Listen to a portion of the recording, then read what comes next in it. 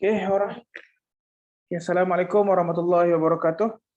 Bismillahirrahmanirrahim. Innal hamdalillah nahmaduhu wa nasta'inuhu wa nastahdihi wa nastaghfiruh wa na'udzu billahi min syururi anfusina wa min sayyiati a'malina may yahdihillahu fala mudhillalah wa may yudlil fala hadiyalah.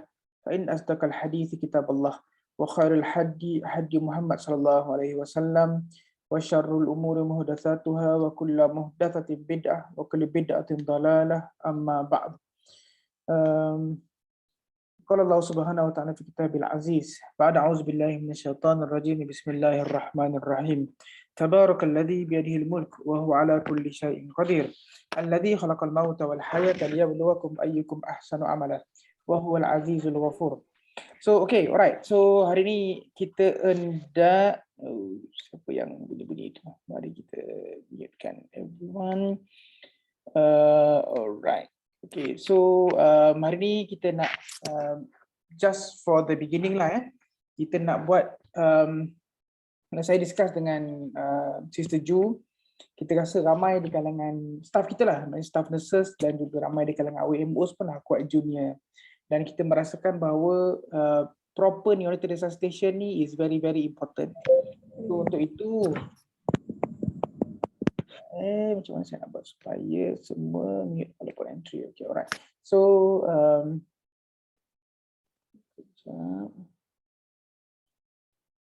okay, so kita merasakan bahawa ada perlunya beberapa series of pengajaran, diskusi about neonatal resuscitation. Dan untuk itu apa yang kita telah plan di peringkat department adalah yang pertama ni kita buat satu sesi setiap hari Rabu petang. Bermula pada hari ni, setiap hari Rabu petang kita akan buat series of education, nursing education berkaitan dengan neonatal resuscitation. Kita minggu ni saya akan beri sedikit rough penerangan briefing pasal neonatal resuscitation dan apa saya expect daripada my nurses, dan kemudian kita akan bermula pada minggu depan, satu hari dalam 3 ke 5 nurse akan bersama dengan salah seorang MO akan buat beberapa series of training praktikal berkaitan dengan neonatal resuscitation. Okay, so itu bermula pada minggu depan lah dengan nurses. So saya harapkan nanti Sister Jo akan bagi list kan siapa dalam setiap minggu tu siapa-siapa lah. So kita nak ada nama dia. MOs pun saya tengah collect nama dia. So mulai minggu depan akan adalah seorang MO yang akan in charge. So idea kita lah, kita nak pastikan semua staff yang ada dalam NICU ni capable of doing neonatal resuscitation. Okay, alright. Apatah lagi nanti saya akan discuss. Kita akan mula dengan ONG. Kita panggil red alert. So red alert tu contohnya mother yang ada PPH postpartum hemorrhage ataupun mother yang eclampsia. Dia akan announce. Sekarang ni kita ada announcement pasal code blue apa semua. So tambahan baru adalah red alert. So red alert tu apa yang akan jadi, dia ada bila nanti kita akan ada neonatal crash call juga. Nanti saya akan brief nanti. Tapi red alert nanti bila ONG call red alert, announcement akan dibuat oleh kita punya security. Dia akan announce red alert, labor room bilik berapa apa semua. Dan apa yang akan berlaku bila red alert ni, yang pertama sekali MO kena pergi. So MO neonate akan pergi handle dekat tempat red alert tu berlaku, dan specialist kalau ada akan pergi juga. Dan kalau specialist tu tidak kelihatan, adalah tanggungjawab nurse yang berada di nurse counter ataupun mana-mana nurse yang ada dalam NICU kena make sure someone kena call specialist untuk inform ada red alert di mana-mana. So dan seorang nurse juga akan kena pergi. So kita akan pergilah, so 3 orang daripada neonatal team akan 3 orang bila ada red alert. Iaitu seorang MO akan pergi terus, nurse seorang pergi terus, dan seorang lagi nurse kena contact specialist supaya specialist datang pergi attend the red alert. Okay, alright. So untuk itu kita juga kena tahulah pasal neonatal resuscitation dan sebagainya. Okay, bagi saya share slide. Let me see.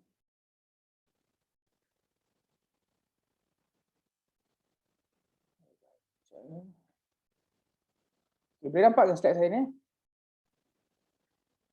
Boleh nampak? Boleh Doktor. Okay, alright. So Clear. slide dia 48 slide saja, 47 saja. InsyaAllah, dan saya takkan go through semua ni lah. Basically ni slide ni sebenarnya slide asal dibuat oleh Dr. Mossad. Saya adjust sikit-sikit saja. Okay, alright. So kita akan, okay. Kalau tengok ni, basically apa yang saya present hari ni adalah based on NRP 7 kan. NRP 7. NRP 7 ni dia keluar pada tahun 2015.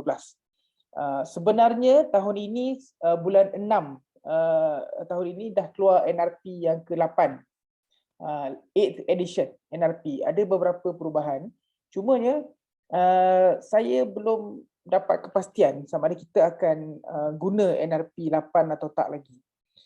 Sebab NRP 8 kalau even so generally mazhab neonatal research ni sama ada kita ikut US punya AAP, American Association of Pediatrics, yang dia keluar NRP lah, dan ada juga yang guna mazhab UK.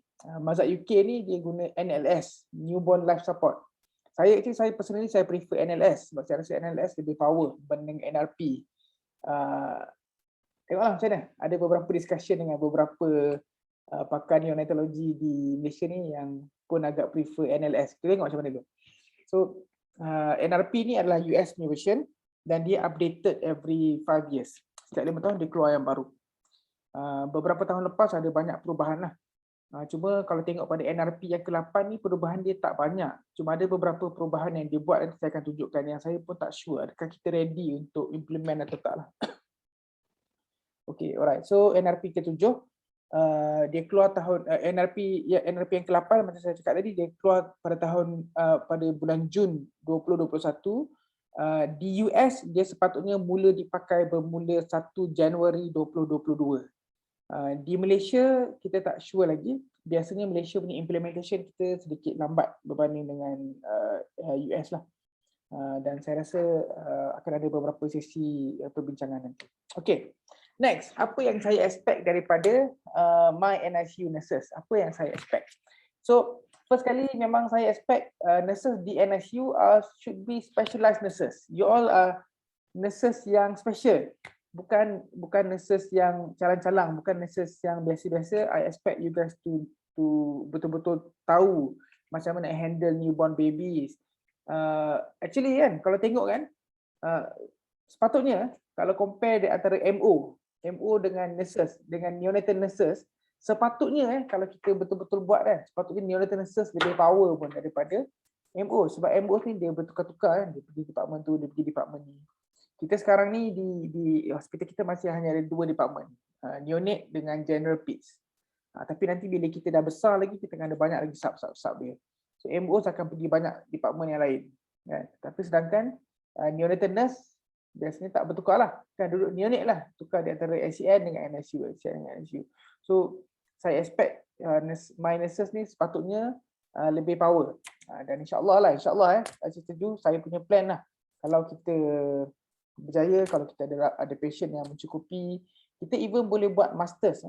Maknanya ada program kita boleh buat peringkat degree, kita boleh buat peringkat masters.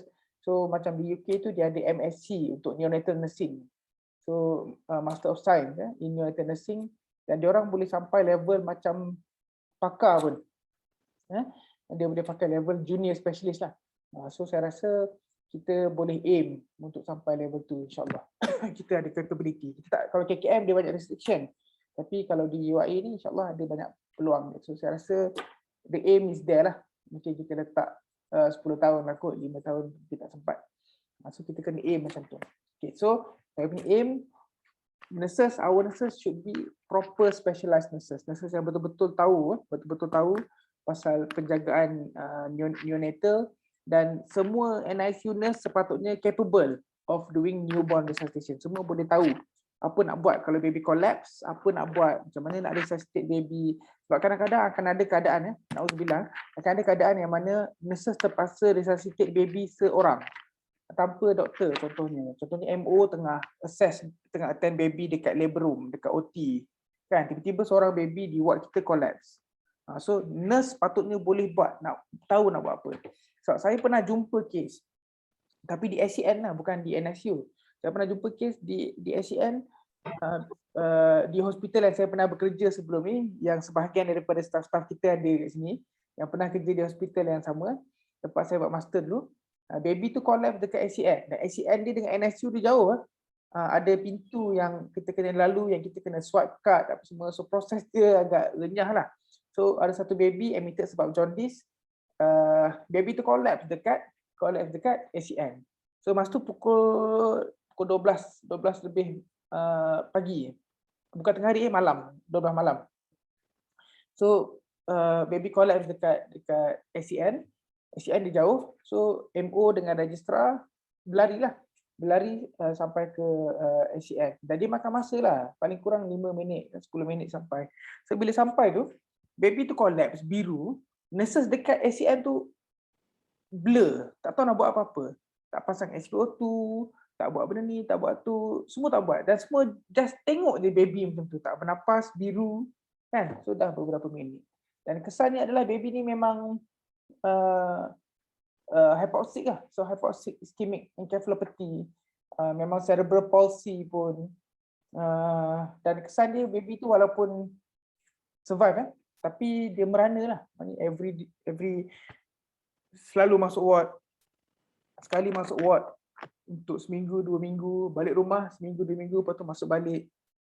Almost setiap hari raya spend dekat hospital. Keluarga pun, anak-anak lain tak pernah jarang dapat jumpa mak dia. So benda tu saya rasa susah lah. So sebab itu perlunya nurses semua kena tahu bila resus apa nak buat dan sebagainya. So saya expect nurses kena capable of doing newborn resus. Yang ketiga, saya expect juga kita punya nurse ni boleh membantu team leader. Maknanya kadang-kadang kita sebahagian daripada kita assume team leader mesti doktor. Dia tak sepatutnya macam tu. Team leader tak semestinya doktor. Contohnya kadang-kadang ada keadaan, contohnya line yang susah. Doktor tu terpaksa fokus pada buat prosedur. Ataupun contohnya kita pernah jumpa juga kes yang mana baby tu ada problem dengan airway yang complicated. Dia ada contohnya Pierre Robin sequence. Pierre Robin sequence sekarang very difficult nak intubate kan, sebab dia airway dia sangat kecil. Ataupun kalau siapa-siapa di hospital sama yang saya sebut tadi tu kan, kita pernah jumpa satu baby dia ada mass dekat leher dia besar. So bila mass dekat leher dia kat besar tu, dia memang obstruct airway. So doktor yang ada tu terpaksa fokus pada intubation. So untuk itu perlu ada orang lain yang memainkan peranan team leader kan. Team leader ni kerja apa, dia kena arrange lah, okey ni buat apa, kena buat apa kena buat lepas ni. Dia tak boleh bila seorang yang mula-mula leader kan, tak semestinya orang yang paling knowledgeable jadi leader, tak semestinya orang yang paling capable jadi leader. Sebab macam saya cakap lah, kadang-kadang kalau doktor tu terpaksa fokus pada airway, terpaksa fokus pada intubation kan, kena ada orang lain yang assume leadership role untuk control, okey apa nak kena buat, siapa nak buat apa kan, kena ada orang yang boleh assume. So, sebab tu saya mengharapkan nurses di NICU ni boleh memainkan peranan sebagai mula-mula sebagai pembantu kepada leader, dan yang kedua kalau perlu boleh naik untuk assume leadership role, leadership dalam resuscitation lah, macam mana nak resus apa semua. Dan satu benda yang saya suka masa saya di UK, macam mana ini satu culture yang saya rasa kita tak ada kat Malaysia.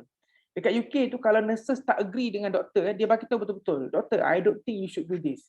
Dia boleh bagi tahu kan, dan dia boleh tegur. Saya sendiri pun pernah kena tegur dengan seorang nurse sebab beberapa kali jugalah, sebab kadang dia tak agree dengan cara saya resuscitate, dia rasa saya perlu buat benda macam ni dan dia bagi tahu.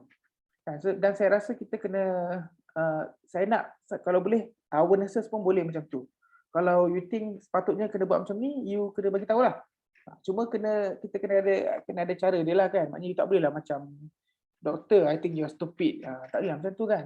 Hanya kena ada cara lah kita cakap. Dan kalau tak jadi juga, dan kita kena pandai step up. Kan, kita bagi tahu pada, kalau bagi tahu MO yang tak layan, cakap pada specialist, I think should be done like this. Kan, so baru kita boleh improve lah. Sebab kita bukan nak jaga kita punya boss. Kan, nurses bukan nak jaga sister bukan nak jaga matron. Kan, MOs kerja dia bukan nak jaga specialist kerja dia bukan nak jaga consultant bukan nak jaga pengarah hospital. Kita nak jaga patient kan. Peduli apa sini kita cakap apa kan. Sepatutnya nurses bagi saya it's okay je. Kalau you nak ambil satu mentality kata peduli apa Dr. Syed cakap apa, yang pentingnya baby kita okay. That should be the mentality. Maknanya apa-apa pun orang cakap ke apa ke, it doesn't really matter. Orang marah kita ke apa, it's okay. Yang penting kita buat benda yang terbaik untuk pesakit kita. Itu yang penting dia. So MO ke nak marah ke nak apa ke, pedulikan dia semua kan. Sebab yang pentingnya kita buat yang terbaik pada pesakit. Tapi kalau kita tak buat terbaik, memang patutlah kita kena marah kan. So kita kena mampulah. So saya harap kita punya nurses boleh assume that leadership role. Kalau you nampak ada benda yang tak berapa okey, you kena boleh buat. Kemudian saya harap juga kita punya nurses boleh betul-betul boleh buat proper assessment and setting up of equipment. Sebabnya nak setting up benda-benda tu untuk resuscitate, dia tak cukup dengan seorang saja. Dia tak boleh MO saja. Dia tak boleh Fatihah saja buat. Tak boleh. Kan semua orang kena tahu nak buat macam mana, nak assess equipment kita function ke tak function. Nak assess neopath tu nama dia tipis resuscitator. Tipis resuscitator tu functioning ke tak? Oksigen ada ke tak? Nak assess suction tu function ke tak function? Betul tak size suction? So benda macam tu semua kena tahulah. Tak bolehlah sister je tahu, tak bolehlah Fatihah je tahu, tak bolehlah Kak Aida je tahu. Kan? Semua nurses kena tahu. Kan? Size berapa baby, berapa size suction tubing, berapa size ET tube, berapa size apa semua.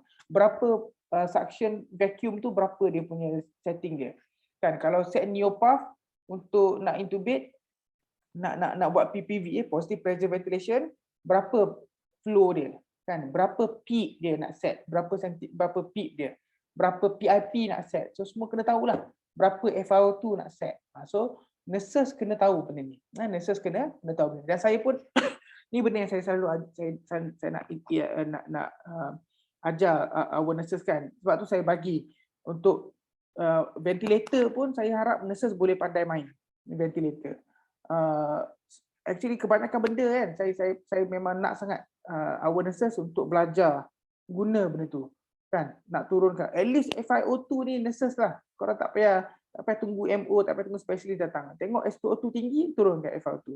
Kan, tengok SpO2 lebih daripada 95, turunkan FiO2. So benda-benda macam tu nurses kena boleh buat. Sebab saya memang nak bagi you all autonomi. Saya nak bagi you all biasa handle benda macam ni. Sebab again, you all are not nurse biasa. You all are specialized nurses. You all are nurses yang patutnya ada extra capability kalau berbanding dengan nurse-nurse di tempat lain kan. Kebanyakan ada certain NSU di Malaysia lah, bukan di tempat lain. Certain NSU di Malaysia, nurses tak boleh buat apa pun kan. Kalau setakat tukar nappy apa semua, tak perlu jadi nurse kan. Kalau setakat nak handle bagi feeding, tak perlu. Kita tak perlu nurse, benda tu fikir boleh buat kan. Tapi as NICU nurse, we expect you to be able to do more. Tu yang saya harapkan lah. Okay, alright. So next adalah saya juga expect my nurses ni should be able to anticipate. Does not wait for instruction to do things. Contohnya, bila baby keluar, tak payahlah tunggu instruction doktor. Doktor kata, okay nurse, tolong lap baby. Tolong letak ni, tolong letak tu. No, tak payah. Kan? You tahu dah, bila baby keluar, kan? Kita kena buat apa? Ada seorang kena lap baby, warmkan baby. Ada seorang kena pasang SpO2. Kalau boleh pasang chest lead dan sebagainya. So ada terus buat. Tak payah fikir. Tak payah tunggu orang bagi instruction. Boleh anticipate dan boleh ni. Nampak dah nak intubate, terus boleh prepare. Sama dengan MO nanti kan. Bila nak baby yang kita expect kena pasang umbilical line. Awal-awal dah susun, prepare. Kan? So kita tak payah tunggu instruction, kita terus buat. Ada tim MO berlari, labor ward, dia kata baby flat. Kita terus prepare equipment dekat NICU sebab kita expect ada baby akan datang. Kan? So our nurses, we should be able to anticipate and bukan wait for instruction. Nampak dah doktor nak plan nak intubate baby. Nampak macam nak kena intubate baby ni. So daripada awal you dah prepare. Okay, ET tube size berapa? Kan terus boleh tanya. Kadang doktor tu bila tengok baby flat kan, dia fikir nak buat apa dulu. Kan? Nurses boleh terus tanya, okay doktor, nak intubate tak? Nak size apa? ET tube. Apa lagi doktor nak? So sepatutnya nurses boleh anticipate dan boleh prepare benda-benda macam tu. Kan? Saya betul-betul saya acknowledge kadang-kadang ada doktor dia blur. Blur ni kadang bukan sebab dia tak tahu. Nurses pun samalah. Kadang kita blur bukan sebab kita tak tahu, tapi kadang-kadang kita tengah stres, mungkin kita ada masalah, mungkin kita tak berapa sihat. Kan? Dan kadang-kadang baby datang terlalu teruk contohnya. Kita pun blur, tak tahu nak buat apa. Kadang-kadang ada doktor memang dia blur, dia kena fikir sekejap. Kan? Sambil dia begging, dia fikir. Kan? So you all tak payah, janganlah kita pun semua duduk menunggu. Sebab tu saya expect nurses boleh terus anticipate. Kan? Kalau nampak doktor tengah begging, dia kata, doktor, nak prepare intubation tak? Nak prepare suction tak? So belum apa-apa you all dah terus prepare suction, sambung semua, set dia punya pressure dia, kan, terus ambil equipment untuk intubation, terus prepare kan. So expect benda macam tu. Maknanya tak payah wait for instruction, you all terus tanya dan terus anticipate, terus prepare. So ni yang kita nak. Sebab newborn resuscitation ni dia bukan kerja seorang. It is impossible for newborn resuscitation to do alone. Newborn resuscitation is always a teamwork. Lagi kecil baby tu, lebih ramai orang yang kita perlukan. Kalau baby tu besar, kan, macam baby 4.6 kilo, okey lah, seorang handle, tak apa. Tapi lagi kecil baby tu 500 gram, 300 gram, lagi banyak problem. Contohnya minggu depan ni. Minggu depan kita akan ada satu lagi yang complicatednya. DCDA twin, satu tu 1.7 kilo, satu lagi 800 gram. Yang kecil tu sure akan ada problem. Kan? So ni dia nak deliver minggu depan. So kita pun kena prepare lah. So apa kita expect. Kan? Kalau contohnya dia orang call kata kita ada expected abruptio placenta. So you need to plan lah apa benda nak buat. Tak boleh nak tunggu MO saja. Kan? So anticipate terus. Terus tanya apa MO apa nak buat. Terus tanya specialist apa nak buat, apa nak plan. Kan? Sebab bila abruptio kita expect lah baby tu akan anemia, mungkin nak kena transfuse blood dan sebagainya. So not wait for instruction but able to anticipate, then adapt with equipment. So saya expect nurses kita kena tahulah nak guna equipment macam mana. Macam mana nak guna embu bagging, embu bag Embu bag ni nama dia adalah self-inflating bag. Embu bag tu yang bulat kita tekan tu nama dia self-inflating bag. Dia ada 3 jenis bag untuk kita bagging baby buat positive pressure ventilation ada 3 jenis. Satu self-inflating bag ataupun orang kampung panggil embu bag lah. Kan? Yang kedua adalah flow inflating bag. So flow inflating bag ni bag yang NS guna tu. Dia kepit kat ujung dia ada belon dia tekan. Flow inflating. Dia inflate dengan flow. So self-inflating bag ni kita tekan dan kita lepaskan dia akan besar, dia akan buka balik sini. Jadi nama self-inflating bag. Self-inflating bag ni kelebihan dia adalah tak ada gas, tak ada apa pun kita boleh bag juga. Kita boleh bagi positive pressure ventilation. Cumanya problem dia adalah satu kita tak tahu berapa banyak kita tak boleh bagi PEEP, positive end expiratory pressure. Positive end expiratory pressure tu adalah pressure dalam paru-paru masa hujung pernafasan, maknanya masa expiration. Masa expiration kan kita blow udara keluar. So dalam chest kita ni pressure dia low lah, rendah kan. So that is positive end expiratory pressure. So positive end expiratory pressure ni contohnya macam apa macam kalau kita bawa kereta laju kan, kita buka tingkap, kita keluar kepala. So that is positive end expiratory pressure. CPAP lah mesti macam CPAP. And that is positive end expiratory pressure. Dan satu lagi PIP, positive inspiratory pressure. So inspiratory pressure itu adalah pressure yang kita push masa dia inspire, masa dia tarik nafas, kita push dalam. Itu masa kita tekan back. So bila kita guna self-inflating bag ataupun embu bag ni, kita tak bagi PEEP sebab bag tu tak boleh bagi PEEP. Tak tahu PEEP. So bila tak ada PEEP, kadang airway boleh collapse, alveolar boleh collapse. Kalau compare dengan flow inflating bag, dia always ada. Bila kita tekan, dia bagi PIP lah. Bila kita lepas, dia PEP. Tapi dengan self-inflating bag, tak ada PEP. Kita tak bagi PEP. Satu lagi adalah apa yang kita panggil sebagai Neopuff. Neopuff ni brand. Kalau Fisher Paykel, dia panggil Neopuff. Tapi nama dia sebenarnya adalah T-piece resuscitator. T-piece resuscitator. So T-piece resuscitator ni bagus sebab kita boleh kontrol berapa dia punya positive end expiratory pressure. Dia punya PEEP dia kita boleh kontrol. So generally kita start PEEP pada 5 atau 6. Biasa premature baby kita akan start PEEP yang lebih tinggi sikit lah. Biasa 5 atau 6 PEEP dia. Flow dia always 8-10. Bila set flow always 8-10. Kan? Tapi kita kena tengoklah PIP dia nak bagi berapa. PIP dia 5. PIP dia kita adjust dekat kepala. So nanti make sure bila sesi tu kena tahu macam mana nak adjust PIP. Macam mana nak check PIP berapa. Kan? Kita bagi PIP bila kita tekan. So PIP ni depend lah. Biasa start 20 atau 26 macam tu. PIP dia. Dan FiO2 pun kena tahu nak adjust macam mana. Okay. So nurses kena tahu. Dan kita punya setup kita dekat NICU kita sekarang ni, satu kelebihan yang kita ada, cuma kita tak guna lagi adalah kita punya giraffe resuscitator tu, kan, giraffe resuscitator, open care tu, giraffe tu, dia semua ada tipis resuscitator built-in kat situ. Cuma saya tak faham kenapa kita tak guna lagi. Kan? So sepatutnya kan kalau kita kata tipis neopath tak cukup ke apa, kan? Sedangkan kita ada 5 dah neopath built-in dekat kita punya giraffe. So mungkin lepas ni kita kena belajar gunalah. So maknanya yang giraffe tu, instead of kita letak neopath kat tepi dia, kita gunakan neopath yang dah sedia ada. Just cucuk dia punya kat belakang tu. Ya. So kena tahulah. So nurses kena tahu guna. Benda-benda yang complicated sikit kan, macam INO, okey lah, itu tak apa. Nurses tak faham tak apa. Tapi yang lain semua kita kena tahu. Sekejap In my room. Aku tengah ada lecture. Sekejap yes.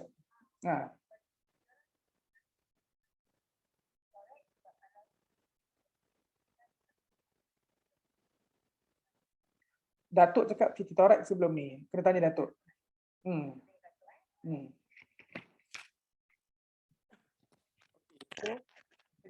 Kita kena tahu dia punya equipment yang kita biasa gunalah. Okay, alright. So adapt with equipment. Macam mana nak secure? So kita dah buat beberapa benda yang bagus lah. Contohnya kita dah buat video kan, macam mana nak pasang IV line. So saya harap kita semua cara kita secure IV line semua standard. Cuma nanti kita akan satulah kita akan buat, nanti saya akan train dengan MO juga macam mana nak secure PICC, sebab pun sama juga. Saya nampak ada banyak sangat variation. Kalau lebih kita nak standard dia, bagaimana itu dia main cara dia, macam mana cara kita secure. Sama juga dengan kita punya attitude. Sekarang ni kita secure kat tepi kan. Cuma mungkin kita kena tengok baliklah macam mana cara kita buat. Minggu lepas kita ada try banyak guna Neofix tu. Tapi Neofix ni dengan few babies yang kecil tu tak lekat juga.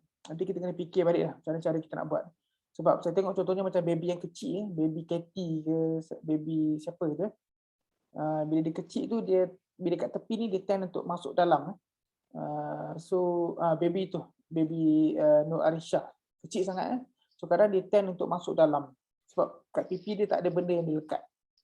So kita kena tengoklah. So kalau nanti kita set up, kita adjust balik. So semua nurses kena tahu macam mana cara nak secure. Macam mana nak secure attitude. Macam mana cara nak secure rise tube.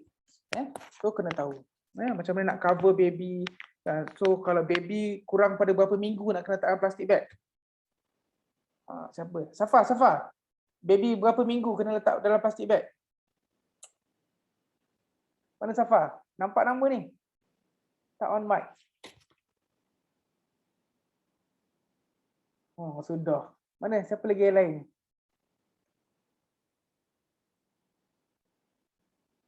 Nurul Syahirah. Macam mana? Baby berapa minggu nak kena letak dalam plastik bag?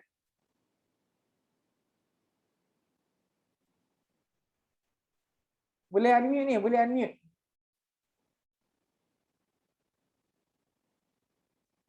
Cepat. Berapa minggu? Baby berapa minggu kena letak dalam plastik bag?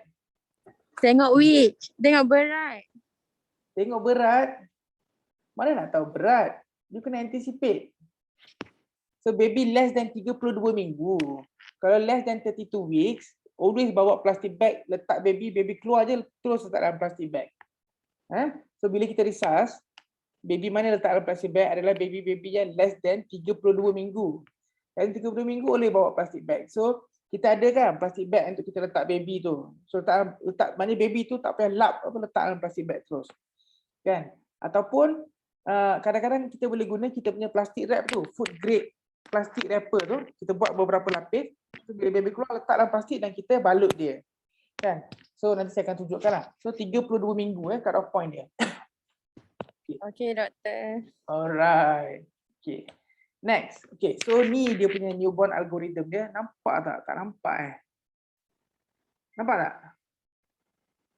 Kejap saya tukar sekejap.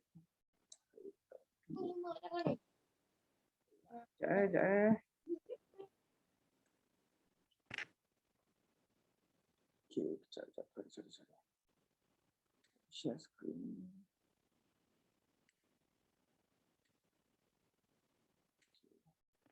Okay, nampak tak? So, this is the newborn algorithm. Newborn algorithm ni akan bertukar sikit dengan apa nama yang NRP 8 lah Okay, so yang pertama sekali dia bermula dengan antenatal counselling, team briefing and equipment check. So antenatal counselling ni maknanya contohnya macam bila ONG bagi tahu kan, okay, kita ada satu baby, ada satu mother nak deliver abruptio placenta ataupun kita expect ada satu pram delivery. So biasa kalau saya pun tahu kalau baby tu pram 28 minggu ke apa ke, memang saya akan pergi sana jumpa dengan mak, kita explain apa yang kita, so kita kena antenatal counselling. Kena bagi tahu mak apa yang kita expect daripada baby. Dan kemudian kita kena team briefing. Team briefing ni maknanya kita dah assign terus siapa yang pergi. So yang pergi tu MO, nurses, apa semua kan. So kita bagi terus, okay. Siapa jadi team leader, siapa yang jaga airway. So seorang kena jaga airway. Seorang yang kena jaga cardiovascular contohnya. Kan? Siapa yang handle kalau kena buat chest compression, apa dia kena buat. Siapa yang pencatat tulis. Sebab always bila newborn nurses kena ada orang yang tulis pukul berapa kita buat benda, pukul berapa kita buat benda. Always kena ada orang yang catat. So pembahagian tugas ni, team briefing ni should be done by team leader kan. So biasanya kita punya standard biasanya MO lah sepatutnya jadi team leader ataupun specialist kalau kita pergi kan. So kita terus assign, okay, saya jadi team leader. Team leader ni kadang-kadang dia yang penting ni dia eyeball, dia boleh tengok siapa yang buat apa benda kan. So seorang jaga airway, seorang jaga cardiovascular, so kita assign. Dan kita terus tanya, dia ada beberapa soalan yang kita nak kena tanya. Kita akan tengok soalan yang kita tanya pada ONG, kita expect kan. So kita tanya, lepas tu kita check equipment nombor satu kita check equipment, make sure warmer tu jadi. Jangan macam yang kita attend baby dekat COVID punya disaster room tu, yang betul-betul disaster kan. Warmer tak jadi, suction tak jadi, banyak benda tak jadi.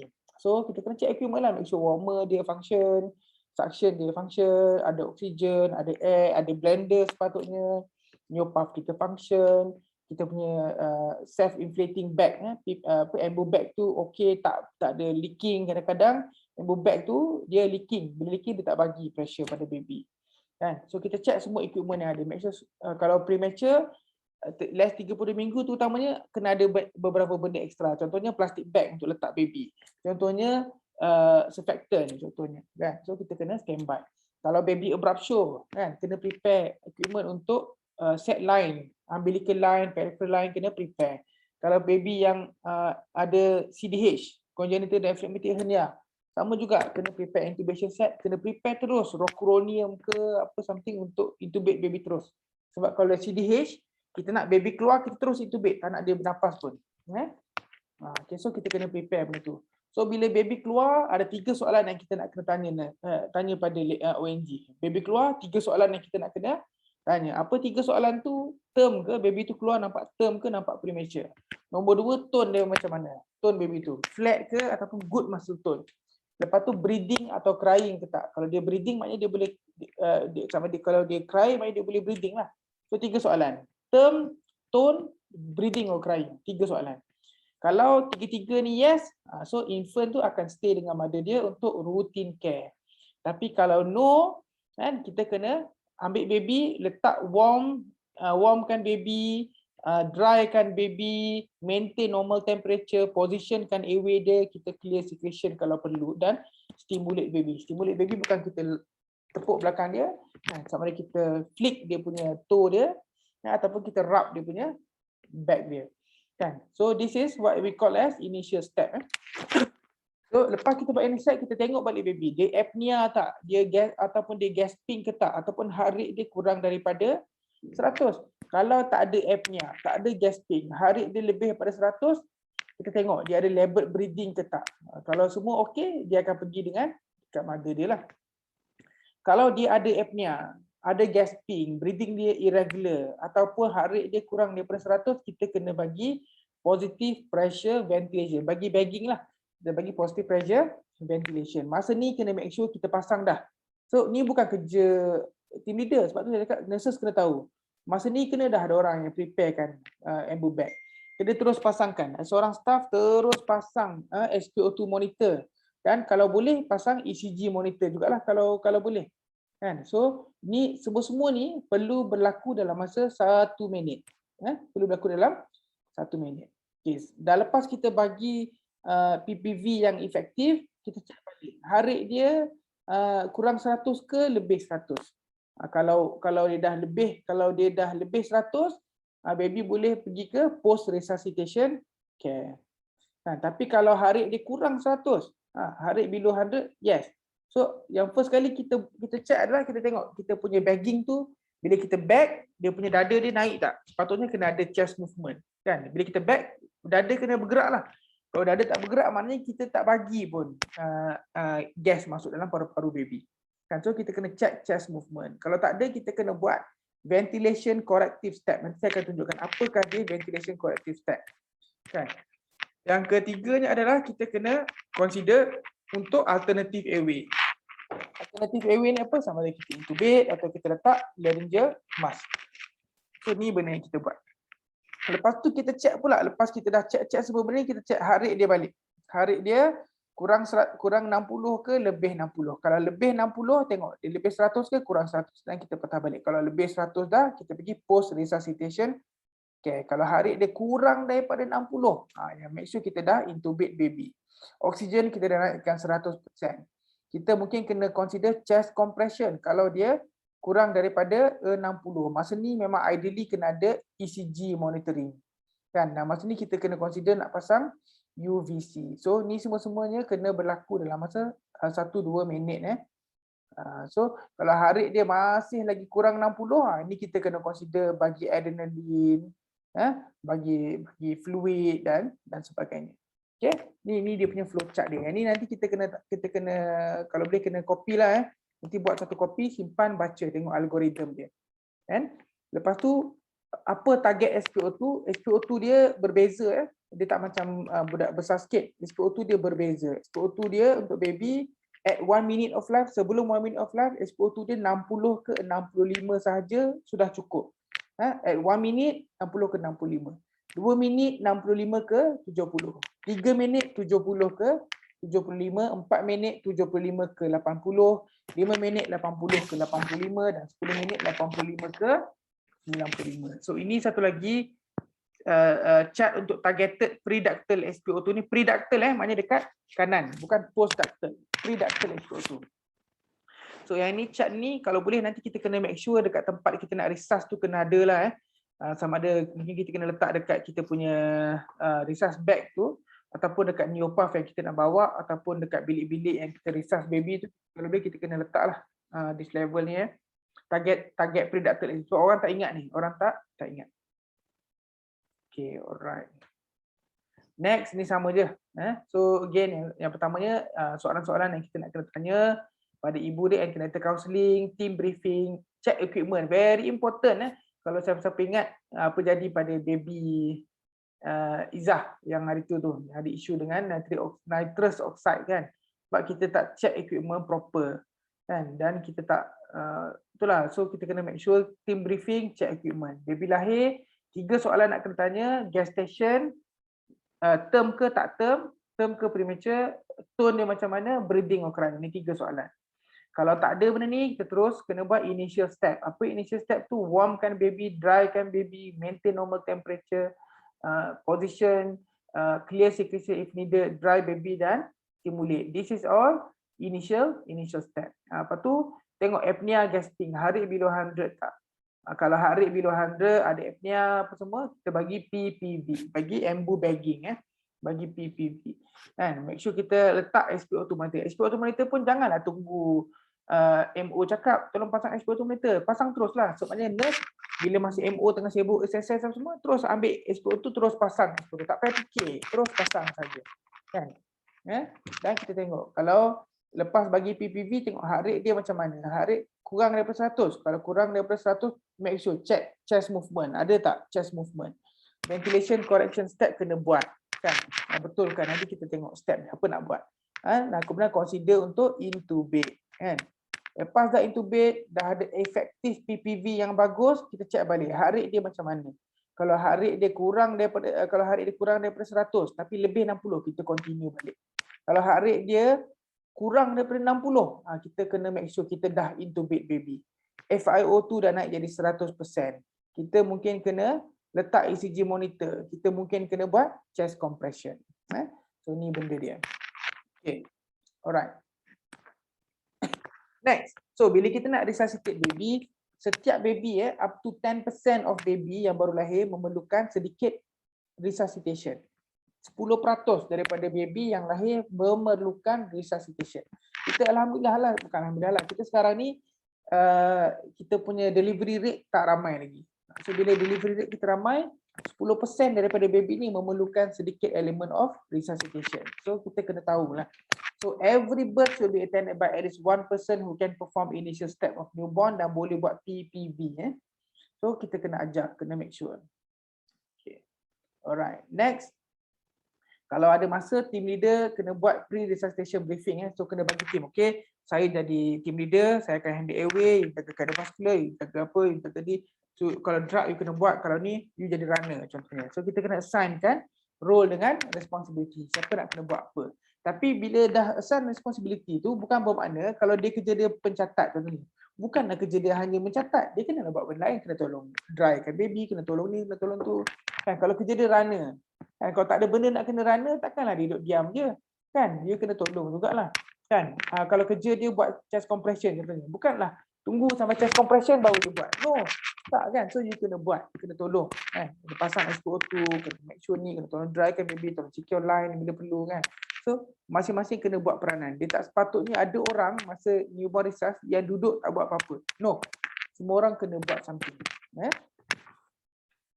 Dan kena ada effective communication, teamwork kena buat sama-sama sebab nak selamatkan baby ni dia always a teamwork kan, dia bukan kerja seorang-seorang sahaja.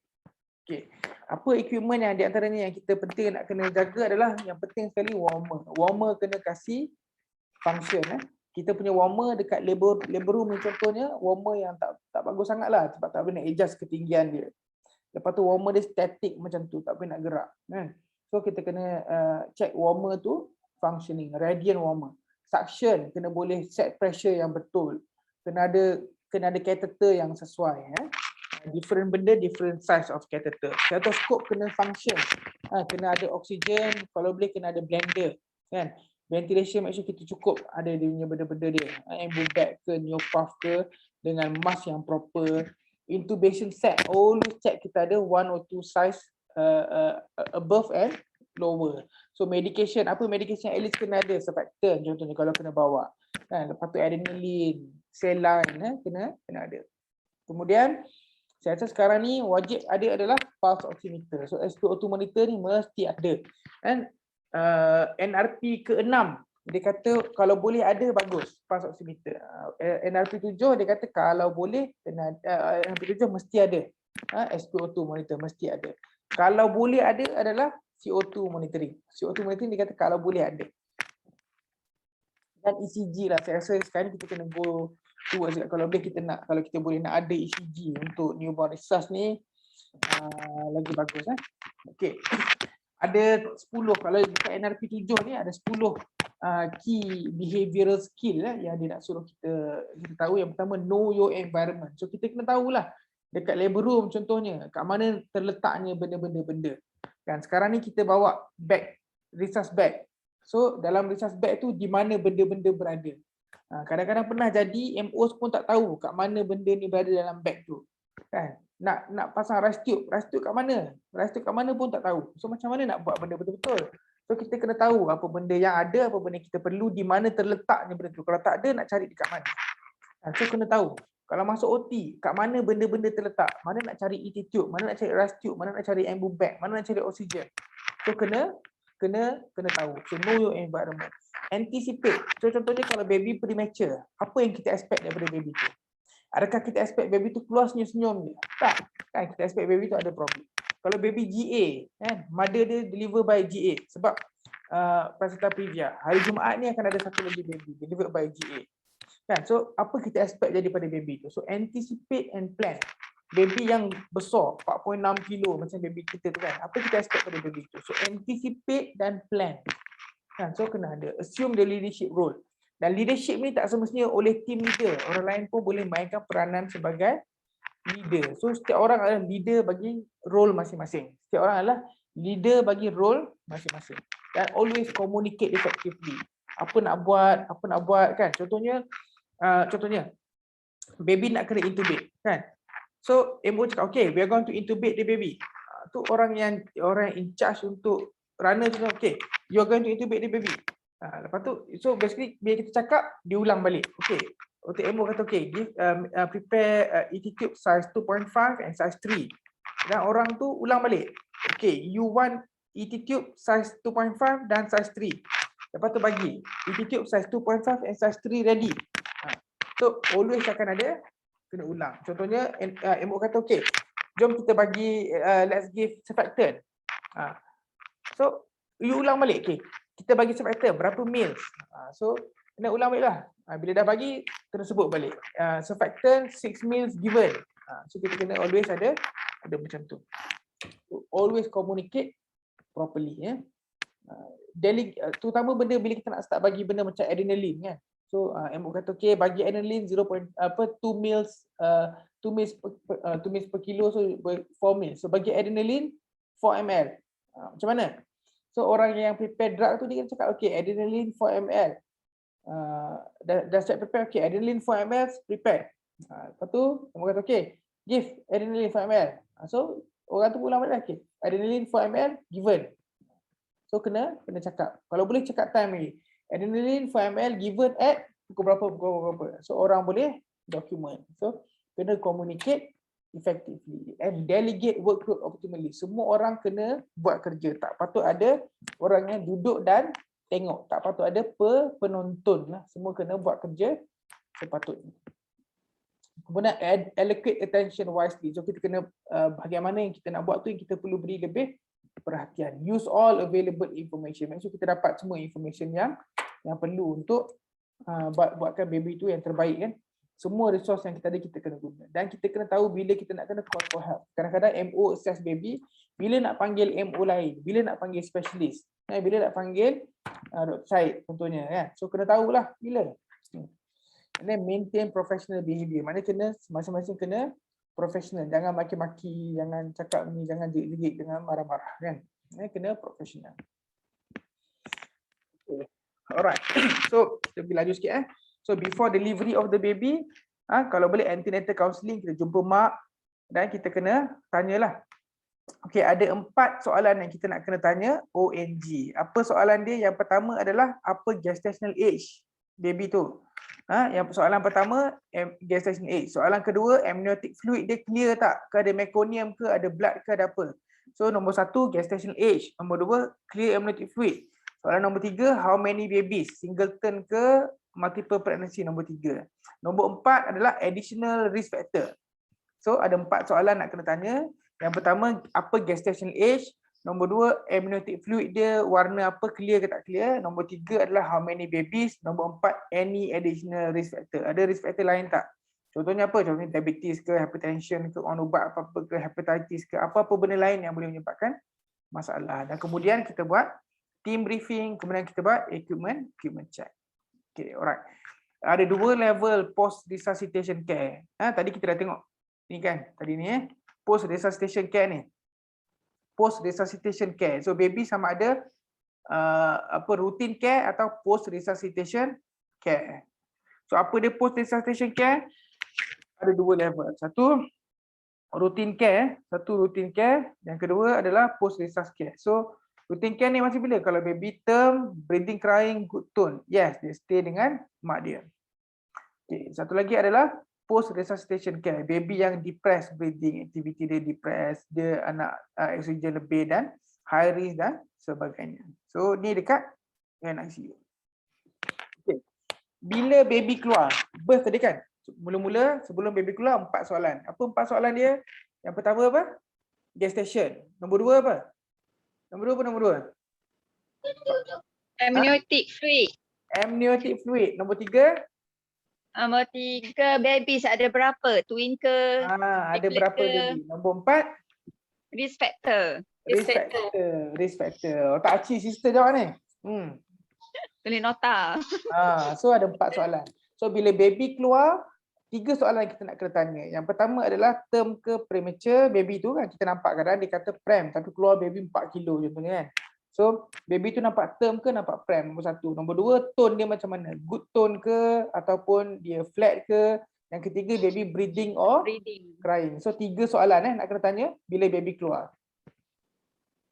Okay, alright. So next adalah saya nak cakap pasal golden minute. So the first 60 saat tu adalah sangat-sangat penting. Dia boleh determine baby tu okey ke tak okey. So 60 saat pertama tu sangat perlu untuk kita betul-betul buat cord clamping ke, kita buat apa ke, kita buat initial step dan sebagainya. Sangat penting untuk kita buat.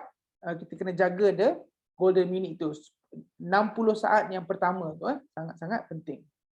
Dan benda ni semua kena buat cepat. So apa dia initial step? So apa dia initial step?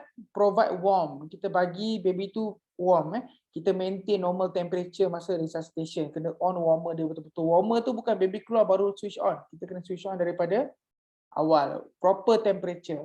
And then kita positionkan baby dia. Sniffing position, jangan dongak sangat, jangan flex sangat. Kena proper position, sniffing position. Nombor 2. Nombor 3, kalau ada banyak secretion, ada meconium ke, ada blood ke, ada banyak apa benda ke, kita kena consider. Tak semestinya kita kena clear kan. Sebab benda tu benda biasa, tak semestinya kita kena clear kan. Kalau ada banyak, baru kita clear kan.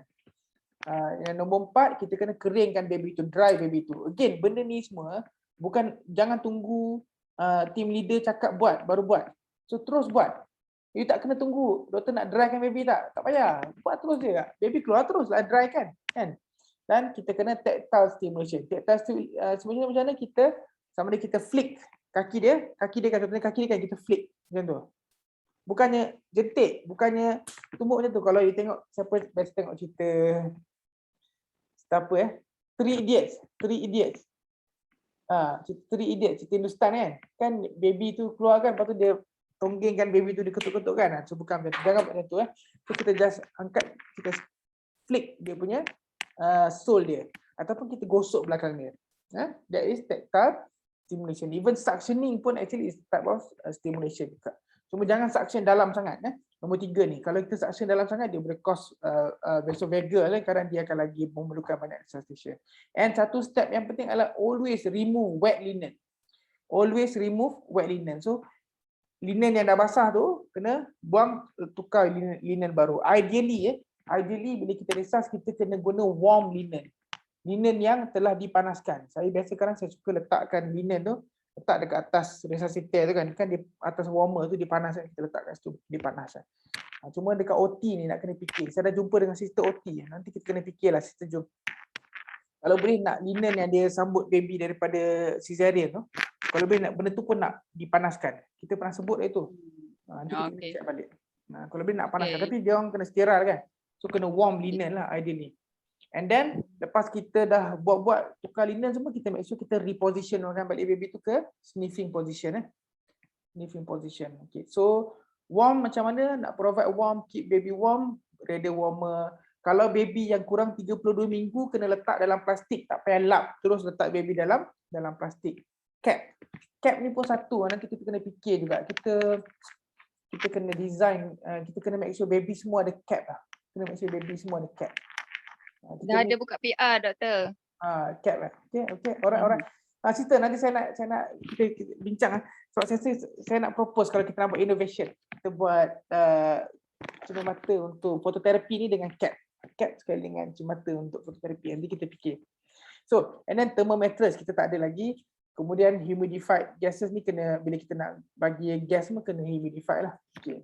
Alright. Portable incubator dan sebagainya. So kita ni cara kita nak warmkan baby okay, plastic wrap kalau baby yang kurang daripada 32. Skin to skin pun bagus lah. Maksudnya kalau baby tu okay, macam mana cara kita nak maintain good temperature adalah dengan letak baby tu pada ibu dia kan. Letak baby dia pada ibu dia untuk skin to skin.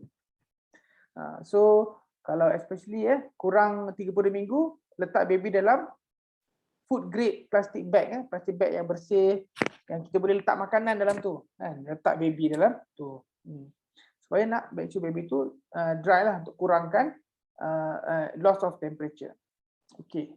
Next, pasal meconium stain amniotic fluid, dulu zaman saya HO dulu kita biasa buat lah, guna apa, meconium aspirator, kita suction kan. Sekarang ni tak buat lah, dia tengok dia tak efektif lah. So tak semestinya kita buat amniotic fluid suction. Okay. Bila kita at each stage tu, kita always assess apa? Kita assess dia punya respiratory effort dia. Dia nak bernafas tak? Kan? Dia tachypneic satu, tapi respiratory effort dia ada, breathing effort dia bagus tak? Heart rate dia macam mana? Heart rate ni cut off point dia 100 dengan 60. Kalau heart rate dia kurang daripada 60, chest compression. Kalau heart rate kurang daripada 100, kena PPV. Heart rate kurang pada 100 kurang 100 lebih 60. Kan? Kena bagi PPV. Kalau heart rate dia kurang 60, consider chest compression. Dan oxygenation ni dia kena ikut pada umur baby lah, kan. Umur 1 minit 60 ke 65, 2 minit 65 ke 70, kan, 3 minit 75 ke 80 macam tu. So kena tahu dia punya, sebab tu nantilah kita kena make sure tempat kita resusc baby kena ada lah, kena ada dia punya chart dia untuk pulse oximeter. Okay. Assessment of heart rate ni, zaman-zaman dulu kita memang biasa rasa dekat dia punya umbilicus dia. Rasa kat umbilicus ni dia tak cukup bagus lah. So kita kena pakai stetoskop auscultate. Stetoskop, sebab tu dekat nak resusc baby kena ada stetoskop yang functioning, bukan stetoskop yang mainan macam tu. Kena auscultate properly. Ideally sekarang ni kita kena consider kena ada 3 lead ECG. Especially bila nak buat chest compression apa semua kan. Kita mungkin kena consider. I think kalau kita punya portable SpO2 tak ada yang ni, melainkan kalau kita guna kita punya Massimo tu. Yang tu ada yang portable yang dekat kita punya transport incubator kan. Dia ada ECG kat situ. So mungkin certain babies yang kita kena consider bawa yang tu kalau kita boleh pasang ECG sekali. So I think that's one thing. Sebab sekarang ni kalau tengok NRP 8 pun memang dia suggest lah untuk consider 3 lead ECG. 3 lead ECG. 3 lead ECG tu chest lead lah yang kita pasang tu. Okay, pulse oximeter. So pulse oximeter ni sebenarnya penting lah. Dia equipment yang penting yang kena ada. So masa bila kita nak pasang, semua baby kena pasang pulse oximeter ke? Tak, bukan semua baby. Actually ada proposal. Semua baby kena buat pulse oximeter. Actually kat USM pun semua baby dia akan buat sekali pulse oximeter. Tapi sebenarnya baby mana yang perlu pasang pulse oximeter adalah baby yang kita anticipate kena resuscitate. Atau baby yang kita bagi positive pressure ventilation, ataupun yang dia nampak cyanose, nampak biru baby tu, ataupun kita kena bagi oksigen. So baby ni empat-empat ni kita kena pasang pulse oximeter. Again, pasang pulse oximeter ni jangan tunggu MO bagi tahu, jangan tunggu team leader bagi tahu, kan, terus pasang je. Kan, baby tengah nak kena resusc, you rasa baby tu tak okey, tengah bagi PPV, baby nampak biru, tengah bagi oksigen pada baby, terus pasang SpO2. Tak perlu tunggu arahan, Kalau MO tak bagi arahan, sekarang you boleh tanyalah, saya pasang SpO2 tanya. Okay. So initial step tadi kan, warmer kan baby, stimulation. Lepas kita buat initial step, apa kita assess? Kita assess dia punya respiration dengan heart rate, kan? Bukan color dia lah, color dia tak semestinya ada. So kalau heart rate dia lebih kurang daripada 100, kan? Kalau heart rate kurang 1 atau baby apneic, breathing irregular, bagi PPV, pergi bagi. Kalau heart rate lebih pada 100 tapi ada spontaneous breathing dia, ada respiratory distress, kadang-kadang kita boleh bagi oksigen, ataupun bagi CPAP, bagi CPAP. Saya tak suka CPAP untuk term baby. Sebab apa? Sebab kalau NLS pun kita memang tak bagilah CPAP untuk term baby. Saya prefer bagi oksigen, so bagi free flow oksigen. So cut off point dia lepas ini step adalah 100 heart rate dia. Kalau heart rate kurang 100 kena bagi PPV. Kalau heart rate lebih 100 tengok baby breathing macam mana. Oksigen. So oksigen berapa nak start? Start kalau baby term, FiO2 always bermula dengan 21%. Kalau premature baby, kita boleh start 21 to 30%. Ideally start 21% je lah, tak payah fikir. So semua make sure bila kita start resuscitation, kita start dekat 21%. Start in air. Dan make sure bila kita kena resuscitate baby, kan, pandai-pandailah kena naikkanlah FiO2. Kan, ingat tak kita ada beberapa kali kita pernah tengok bila resuscitate baby, kan, dah intubate dah apa, semua pening kepala. Kenapa FiO2, kenapa SpO2 tak naik-naik? Rupanya FiO2 kita still keep dekat 21% saja. So make sure bila kita resuscitate baby, kita intubate baby, kita perlu extra steps ni, make sure kita dah naikkan FiO2 jadi 100%. Okay, alright. So next yang tu, ni tadi samalah, pulse oximeter kena pasang, ni dia punya chart dia. Kena tahu juga nak guna SpO2 macam SpO2 monitor ni macam mana. Patutnya nurses lagi power daripada MOs untuk pasang SpO2 ni. Kalau you rasa you tak cukup power macam MO untuk pasang benda macam ni, then that's a problem lah. Sebab benda ni sepatutnya nurses lebih tahu jauh daripada MOs. So, bila kita nak buat PPV, nak buat bagging, kita buat bagging bila baby tu apnea, gasping, heart rate dia kurang 100, oksigen tak boleh maintain, flow meter dah naik sampai 10, mungkin kena ni. Okay, so kita start berapa? Kita start PEEP dia 5 atau 6. 5 atau 6. Okay, macam mana kita nak bagging? Bila kita bagging, kita nak bagi berapa banyak? Kita nak dapat 40 ke 60 breath seminit. So macam mana nak capai dia? Cara dia adalah kita dari lagu dia kan. Dia bukan breathe to 3, breathe to 3, bukannya tu dia breathe to 3, breathe to 3. So breathe tu, masa breathe tu kita tekan lah. Kita tekan, kalau ambil back kita tekan. Kalau neopuff kita tekan dengan jari lah. So breathe to 3. Cuma neopuff ni tak boleh macam tu, dia kena breathe to 3, breathe to 3. So breathe to 3, breathe to 3, breathe to 3, breathe to 3. Macam tu. Untuk dapat 40 ke 60 breath seminit. So ni PPV.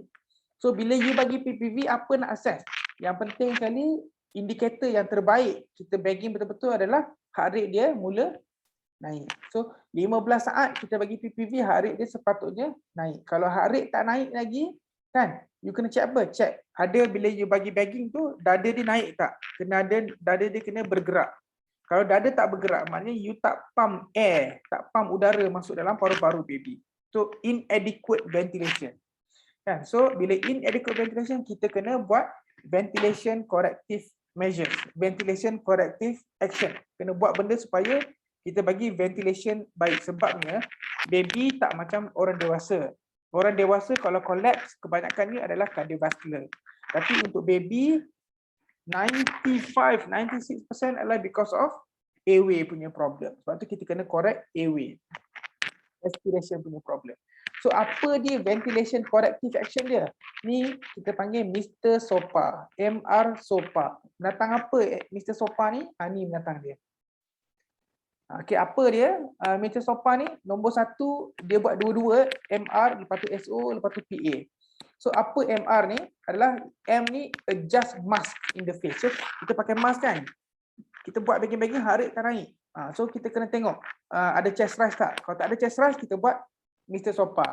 M pertama, kita readjust mask. Kita buka balik mask dia, kita letak balik. Letak mula dengan letak dekat, nanti kena buat praktikal lah, letak dekat dagu dan letak dekat nose. Mask tu kena elok-elok cover mulut dan hidung. Tak boleh sampai mata. Kan? Dan tak boleh takat hidung sikit je. So kena proper cover. Kan? So nombor 1, adjust mask. M. Nombor 2, reposition the head. So kita betulkan balik. Adjustkan balik kepala dia.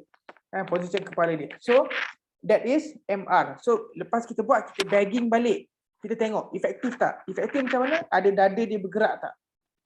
Kalau tak ada bergerak juga, kita buat pula SO. So SO apa? S adalah suction. Buat suction. Suction mana? Mulut dulu ke nose dulu? Always suction, mulut dulu. Oronasal, bukan naso-oral. So oronasal suction. So kita start dengan mulut dulu.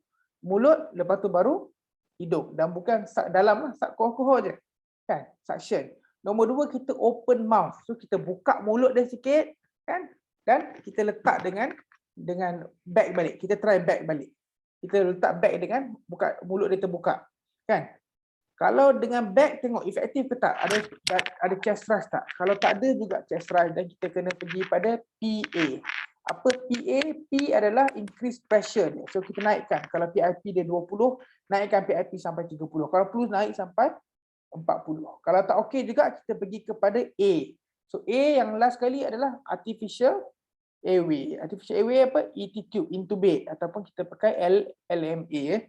Kita pakai LMA. LMA ni senang je sebenarnya. So again, bila kita, kalau baby tu tak okey mula-mula, kita bagi initial step. Initial step, lepas initial step kita tengok heart rate dia berapa. Kalau heart rate dia kurang 100, kita kena bagi PPV. Lepas bagi PPV 15 second, heart rate dia kena naik. Kalau heart rate tak naik, kita check ada chest rise tak. Kalau tak ada chest rise, dah ada tak naik, kita kena buat Mr. SOPA. Mr. SOPA mula-mula kita buat MR, adjust mask, R reposition head. Kita try back balik. Kalau tak ada chest rise, kita buat SO, suction mouth then nose, lepas tu open mouth, lepas tu kita try back balik. Kalau tak ada juga, kita naikkan pressure. Kalau tak ada juga, kita kena intubate, artificial airway. So this is Mr. SOPA. Okay. Tracheal suction, I'm not going to go there. So kadang-kadang kita kena consider tracheal suctioning lah. Kalau macam ada meconium, pekat dan sebagainya. So always dalam neonatal resusc yang paling penting sekali adalah establish effective ventilation. That is the main problem. And that is the main problem. Ventilation yang kena efektif. Tak ada gunalah kalau heart rate dia tak ada heart rate sekalipun, tapi kalau tak ada effective ventilation, tak ada guna buat chest compression. Chest compression mesti selepas effective ventilation.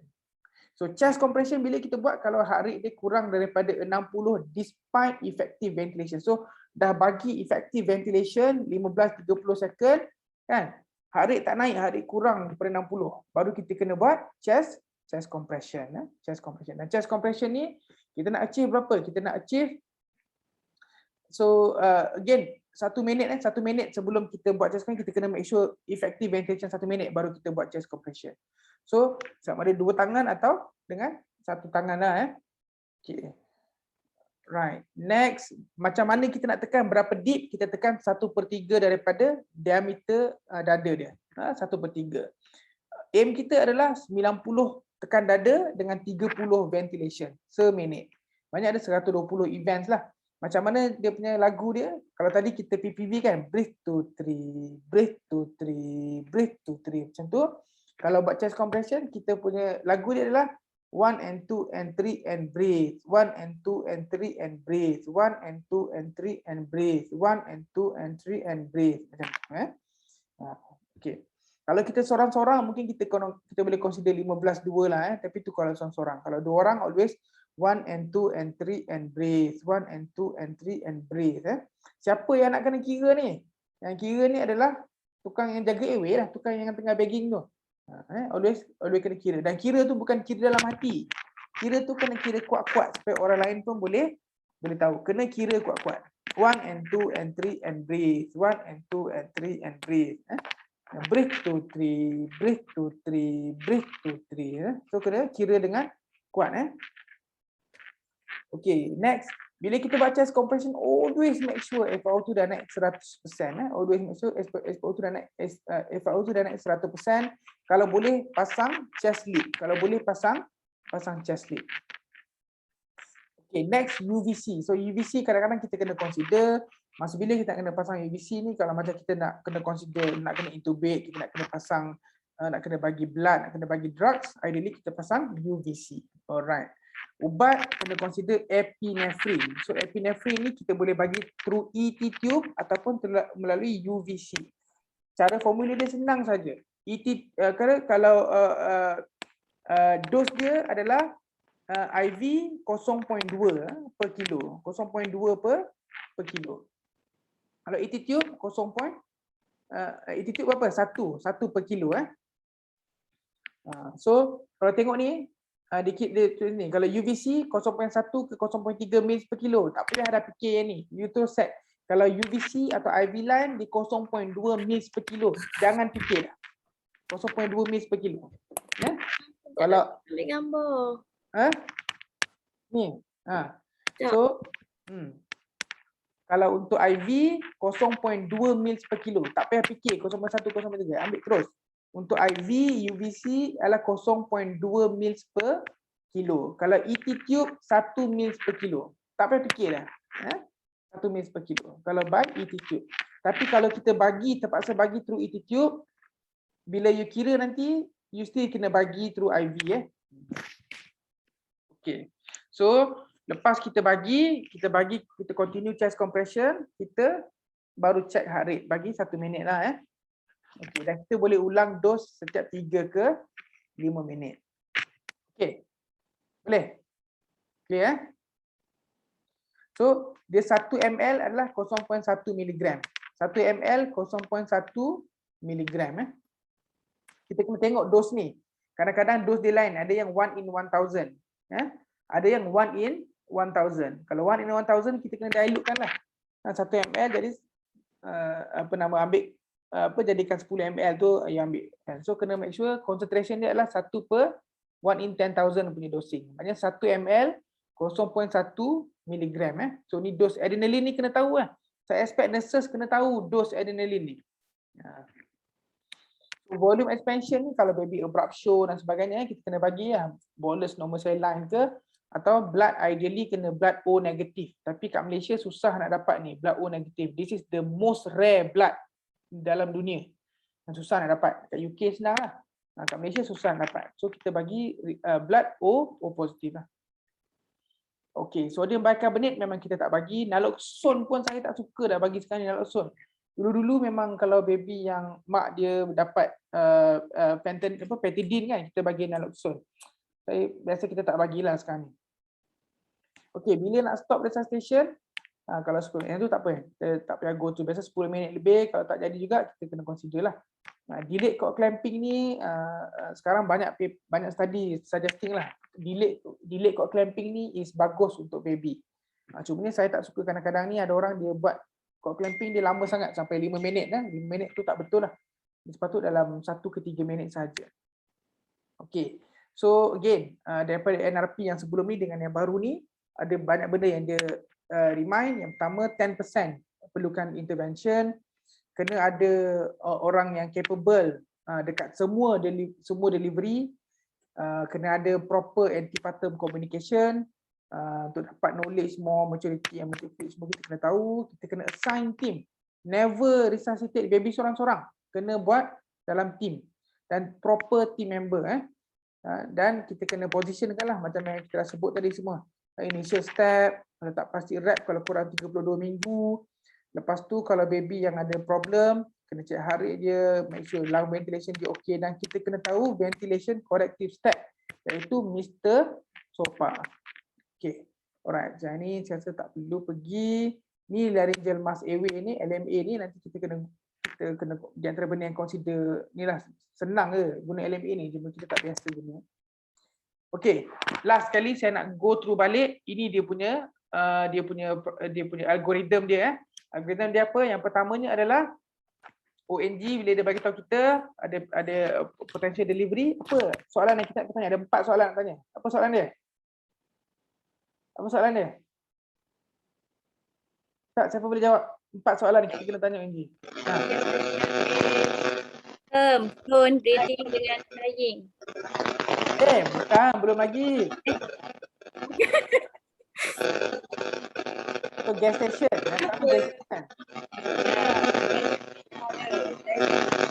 Alamak, tak dengar lah.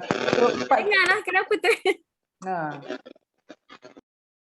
Banyak. Okay, so 4 soalan Yang pertama, gestation. Term ke tak? Nombor 2, amniotic fluid. Nombor 3, berapa baby? Nombor 4, apa lagi? Risk factor yang lain. So ada 4 soalan nak kena tanya. Nombor 1. Allah tak dengar, bising. Bising, kenapa ya? Mic baru ni. Okay, alright. So, Allah, siapa ni? Sistemnya. Okay. Alright, so 4 soalan. Yang pertama adalah apa nama tadi, gestation. Nombor 2, amniotic fluid dia. Nombor 3, berapa baby, singleton ke multiple pregnancy. Nombor 4, any other risk factor. So 4 soalan nak kita tanya.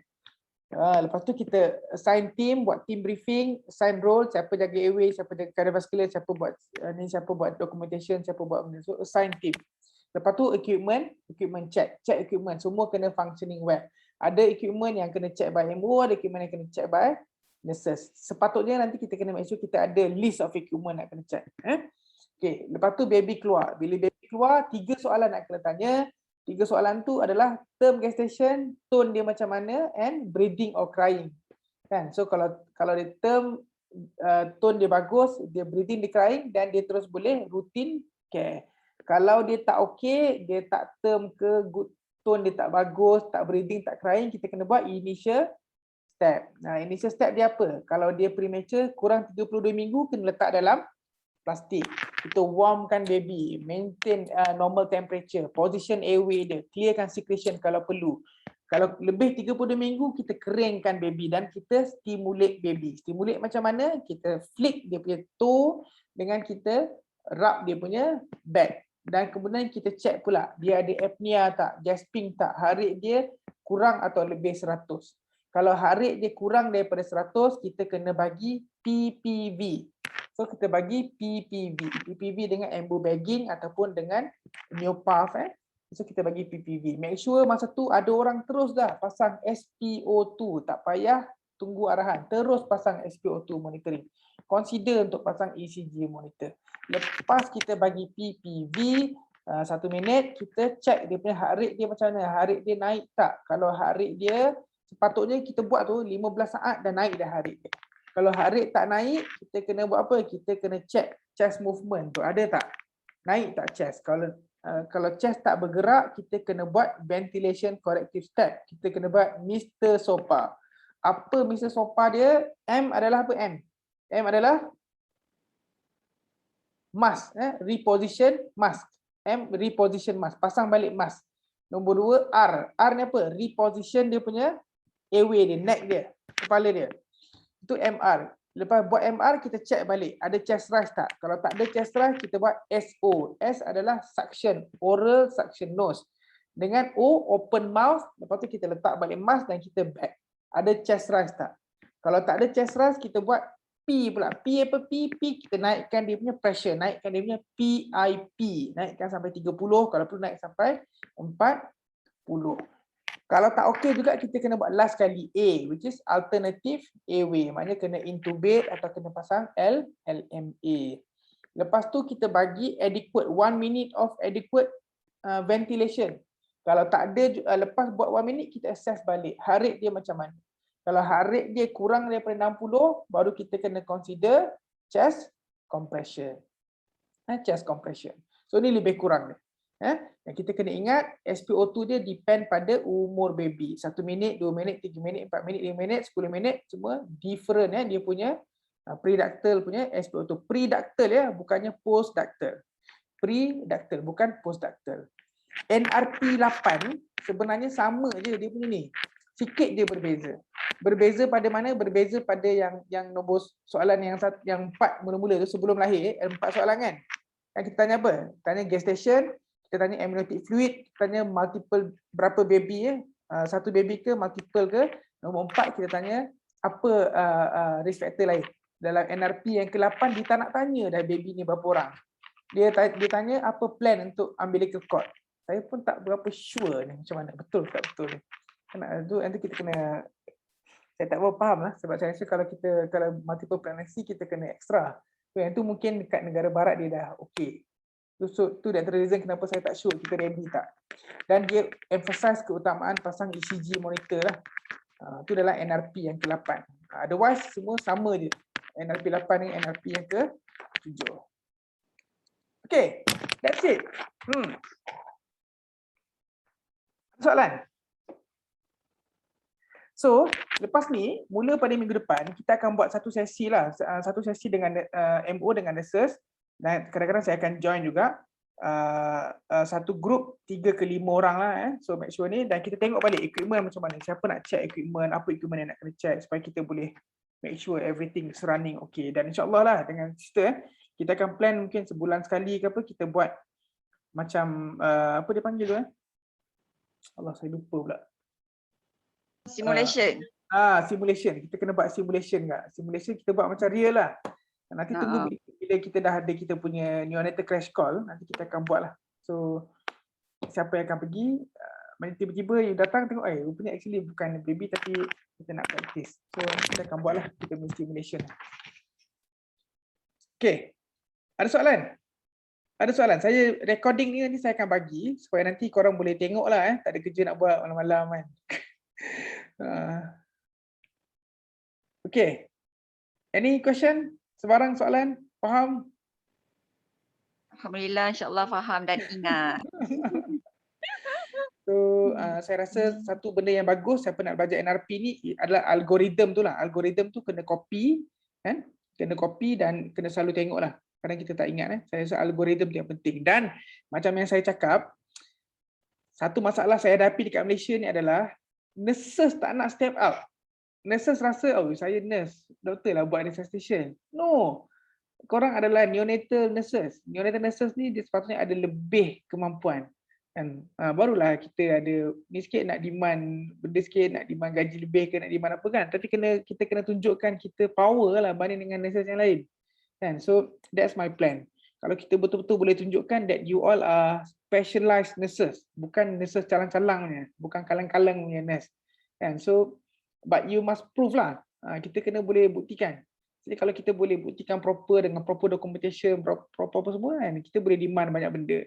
Kan? Tapi kita kena show lah. So again, I expect neonatal nurse should be better daripada medical officers. Kita mungkin tahun depan kita akan ada house officer, ada HO pula. Bila ada HO, lagilah saya expect you all kena, HO ni memang patutnya you all jauh lagi power lah daripada HO. Tu saya expect. Boleh? Boleh lah kan, insyaAllah. Okay, alright. 3:30 dah, 3:40 dah. Lebih setengah jam daripada yang sepatutnya. Okay lah So sebarang soalan nanti boleh tengok balik video ni dan juga boleh tanya dengan kita punya NRP training mula pada minggu depan, dan hopefully by September kita akan start balik lah kita punya NRP proper punya certifiable punya NRP training. Okay, alright. Kita tutup dengan bacaan tasbih kafarah dan surah Al-As. Assalamualaikum. Salam. Terima kasih, Doktor. Assalamualaikum.